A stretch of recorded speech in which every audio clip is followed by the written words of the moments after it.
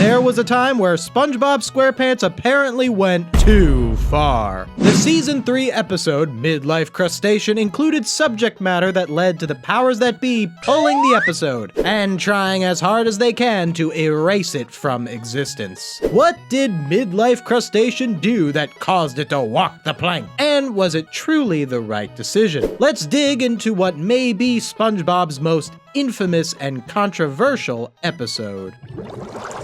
Chapter 1. The Story of Mid-Life Crustacean. So before we talk about the controversy, let's understand the episode in which it takes place. Mid-Life Crustacean is an episode that focuses on Mr. Krabs feeling bad about getting older. Mr. Krabs' difficulty in accepting his own aging is established through some visual gags in the opening scenes, where Mr. Krabs encounters situations that make him feel old. Beyond being funny, the first few minutes of the episode succeeds at really making you relate to Krabs, no matter what age you are. It's all old and dried out, like that man right there. I think it's a big accomplishment that even when I saw this episode at around 5 years old, I was still able to relate to this aging crab. But in order to tell a story about someone feeling old, you need a few young people to act as a foil to the old person. That's where SpongeBob and Patrick come in. Mr. Krabs decides to spend a night on the town with SpongeBob and Patrick to feel young again. But of course, since they're SpongeBob and Patrick, their idea of fun is watching washing machines, riding kiddie rides at the grocery store, and playing Dungeons & Dragons, all while asking Mr. Krabs, "Are you feeling it now, Mr. Krabs?" Once Mr. Krabs snaps and tells off Sponge and Pat for being nerds, geeks, creeps, and babies. We get to the grand finale of the episode and the source of the controversy, the Panty Raid. I guess you're gonna miss the Panty Raid. The climax of the episode revolves around Mr. Krabs, SpongeBob, and Patrick breaking into a woman's house and stealing her underwear, only for it to be revealed that they were raiding Krabs' own mother, who then punishes Krabs by sending him to his room. Why didn't you tell me this was my mother's house? Why didn't you ask? While this is a bit of a raunchy ending, it is actually the best possible conclusion this story could have. Krabs wants to feel young again. What's something young people do? Stupid petty crimes just for the sake of it. And when Krabs gets caught by his own mother, he is punished like a child would be punished. Krabs even remarks, I certainly feel younger. while sitting in his race car bed, which completes his character arc and further reinforces the lesson that the episode is trying to impart, which is that it's okay to get older and leave childhood behind. What other situation could they have used to accomplish this same story? Could the gang have gone and done graffiti? Too mild. Shoplifted a store? Too extreme. I've racked my brain on what a more clean version of this episode's ending would be, and honestly, I've got nothing. It needed to be a panty raid. It's the only action that is juvenile enough for Krabs to want to do it to feel young again, but also wrong enough that he would find himself getting punished for it. It's the perfect balance and the perfect ending to that episode, but this perfect ending was also the episode's downfall. As in 2018, Mid-Life Crustacean was pulled from SpongeBob's circulation. So now that we understand why the episode needed the panty raid in order to tell its story, let's ask ourselves the question of whether or not the episode's banning was justified. Quick interruption, then back to the video. I also cover the SpongeBob video games over on my gaming channel, The Game Cubicle. You should check out my video on the GBA version of Revenge of the Flying Dutchman. There's some really wacky stuff in that game that I think you'll love to hear about. Link in the description. Chapter 2. The Panty Raid Debate.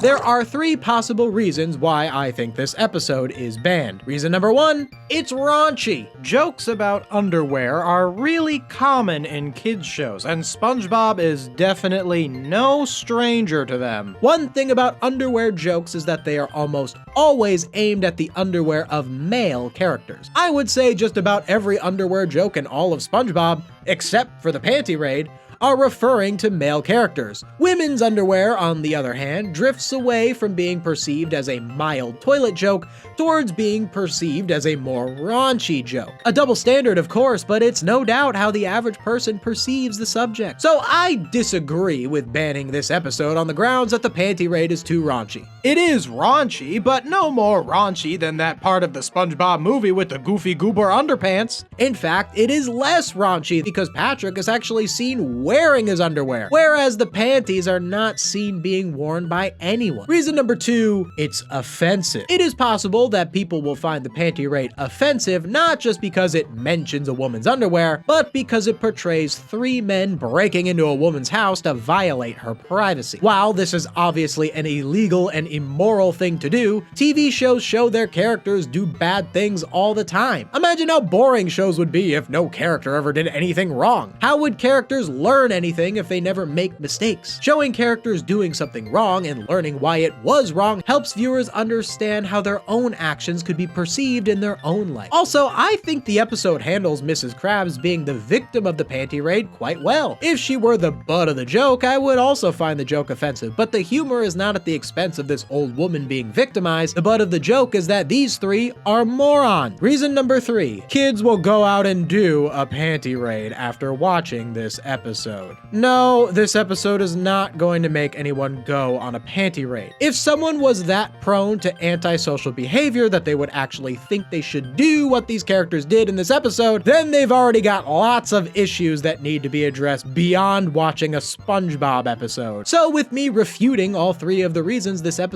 might have been banned, you might think that I would vehemently disagree with those Nickelodeon executive cowards who pulled this episode. But actually, I don't. I get why they took down the episode. And if I were in their shoes, I probably would have done the exact same thing. Chapter 3, A Better World. When it comes to the conversation about banning episodes like Mid-Life Crustacean, I feel the conversation is far too much weighted on the network executives who banned the episode and not weighted enough around the broader culture that led to viewers lodging the complaints that led to the episode's banning in the first place. SpongeBob as a franchise employs a lot of people, and if an episode like Mid-Life Crustacean is out there hurting that franchise and, by extension, threatening the livelihoods of those people, I really can't blame the powers that be for prioritizing the entire SpongeBob project over one singular episode. The people who lodged complaints and got the episode banned are people who would believe the opposite positions of myself. They think the joke is raunchy, offensive, and could lead to children emulating bad behavior. And while I disagree with those positions, I think it's important to examine in good faith why people feel that way. First off, I think there is a level of distrust between parents and producers of children-oriented content. There is a lot of kid content out there that just has a lot of creepy stuff in it. Just look at things like the infamous original Little Mermaid VHS cover, the strange pattern of certain kinds of jokes in those Nickelodeon sitcoms, and nowadays there's some really sinister stuff on YouTube aimed towards kids. With all this bad stuff out there, it's no surprise a parent would raise an eyebrow to this SpongeBob episode. Now, I do not think Mid-Life Crustacean is anything like those other examples. I think that the panty raid scene was written out of a genuine desire from the writers to tell this story and convey their message properly, and the raunchy nature of the episode's conclusion was necessary in achieving that. But the average viewer doesn't know all of that context. They're just constantly on their guard for anything that might seem too inappropriate. Secondly, there are the arbitrary cultural differences between men and women that influence how the average person would feel about a scene like this. Like I said earlier, few are inclined to bat an eye to the many underwear jokes aimed at male characters. Whereas, since this scene references a woman's underwear, it is seen as raunchy. Now, while I think that this perspective is wrong on a societal level,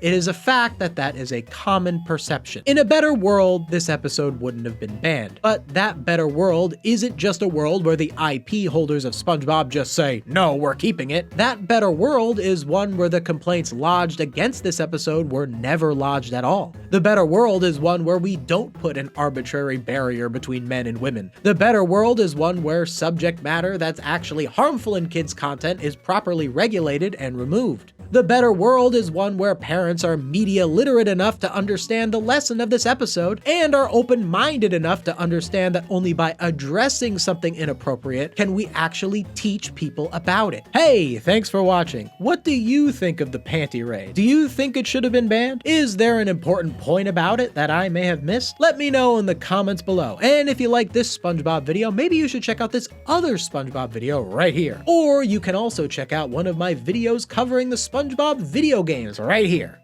If you like what I do and want to see me do more of it, consider becoming a channel member or supporting my Patreon. Link in the description. Thank you so much for watching. See you next time.